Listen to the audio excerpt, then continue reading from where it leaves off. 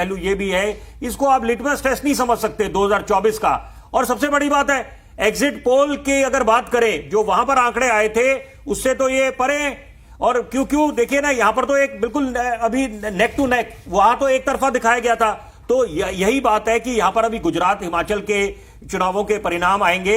चुनाव चाहे जो भी हो, विधानसभा के हो, लोकसभा के हो, नगर निगम के हो, सब चुनावों को अहमियत मिलनी चाहिए। यही खूबसूरती है लोकतंत्र की, जब महापर्व होता है इनका चुनाव। लेकिन यहां पर अभी मैं जरूरी बात बोलना चाहूंगा, क्योंकि आपने सवाल पूछा कि यहां पर क्योंकि ध्यान केंद्रित कर दिया था भाजपा ने, जैसे अभी ज्ञानेंद्र भाई बोल रहे थे कि अरविंद केजरीवाल को टारगेट बना लिया, मनीष सिसोदिया को बना लिया।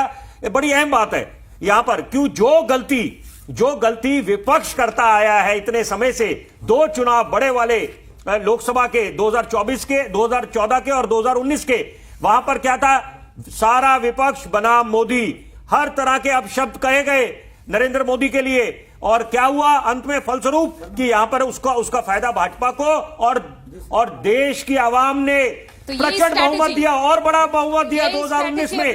अब यही बात है, यही गलती भाजपा ने कर दी। भाजपा ने गलती करी है। भाजपा ने गलती ये करी कि आप पूरे स्टार प्रचार निकाले, वो अच्छी बात है। जिनके केंद्र मंत्री हैं तो उनका आपने सदुपयोग करा, अच्छी बात है। अब जिनके राजनीतिक दलों के इतने मंत्री नहीं है या वो सत्ता में नहीं है, उनको आपत्ति नजर आएगी।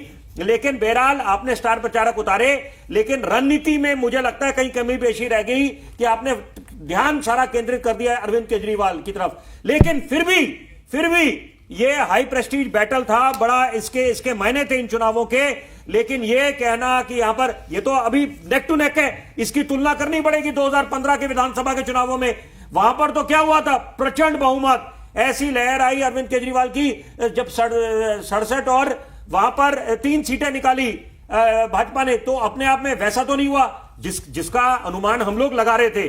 हम लोग ऐसा सोच रहे थे कि एग्जिट पोल के आंकड़े एक तरफ, लेकिन अंत में ऐसे ना हो कि वही दोबारा स्थिति आए जब 2015 की, ऐसी नहीं आई। तो कम से कम यहां पर ये इस बात से संतोष होगा भाजपा को कि कम से कम वो वाला जो बिल्कुल ही सुपड़े साफ हो गए थे, ऐसी स्थिति नहीं आई है। यहां पर आत्ममंथन करने की आवश्यकता है। बिल्कुल आत्ममंथन की आवश्यकता है। बिल्कुल कांग्रेस पे एक बात जरूर बोलना चाहूंगा, कांग्रेस को अगर 2024 में, क्योंकि अब तो स्थिति बिल्कुल साफ है, अगर यहां पर सत्ता पे काबिज हो रही है नगर निगम में आम आदमी पार्टी, तो मुख्य विपक्ष की भूमिका में आएगी और उसका पूरा उनका हक बनता है, क्योंकि पंजाब में उन्होंने सत्ता ले ली है। और यहां पर अब समझना पड़ेगा, कांग्रेस जिसका एक स्वर्णिम इतिहास रहा है हिंदुस्तान की राजनीति में, बड़े महापुरुष भी हैं। और 1998 से लेकर 2013 का दौर, जब मुख्यमंत्री शीला दीक्षित थी, जहां नजर जाती थी विधानसभा में, वहां कांग्रेस के विधायक बैठे दिखाई देते थे।